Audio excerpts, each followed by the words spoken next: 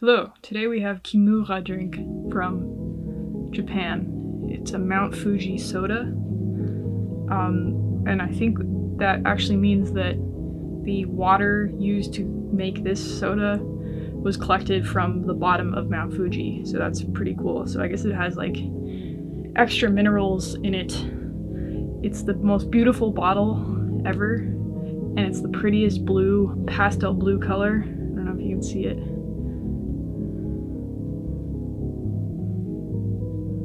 But it's a very gorgeous soda. I almost don't want to drink it. I almost just want to keep it because it's so pretty. But we're gonna try it. It's called Mount Fuji Cider, so that's technically the flavor.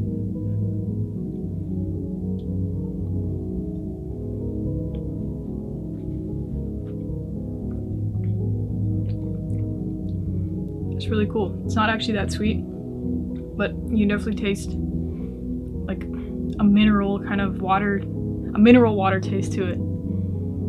Yeah, I really like this one. So I thought, since I actually just booked a trip back to Vancouver to see some friends and see my mom, that I should probably talk a bit more about where I grew up, because I currently live in Toronto, or I did live in Toronto, but I was born in White Rock, which is this little town about an hour away from Vancouver. So it was this little tiny beach town, not a lot to do, kind of more like a weekend tourist getaway in a way, or also a lot of seniors retire there. So it was either like young families who couldn't afford a house closer to the city, or people near death who had a lot of money to buy these big beach homes.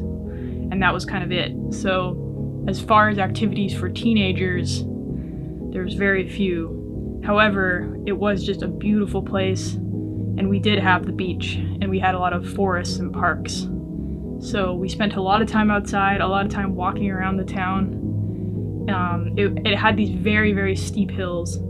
So going down to the beach, you'd still have to come back up this really steep hill. So we got really good at walking, and no one ever complained, because that's just kind of the way it was. There wasn't a lot of good transit, so there wasn't even like a lot of buses to be able to take. So yeah, like it took maybe an hour to walk from one end of the town to the other, so it's not like that big of a place. So we just got really good at walking. When I was younger, in the summer times, we'd go to the beach pretty much like at least once a week, but often like many times a week.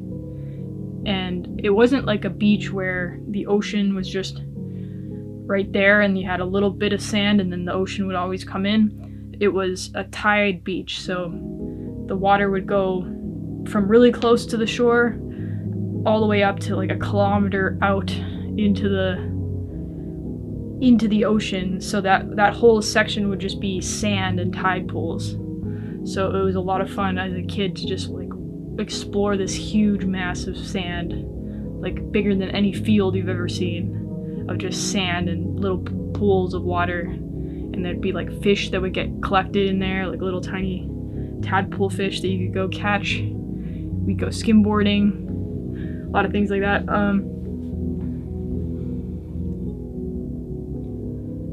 Yeah, and you could see mountains, you could see ocean, you could see beautiful forests. It's a very beautiful place to grow up, but also kind of boring as a teenager.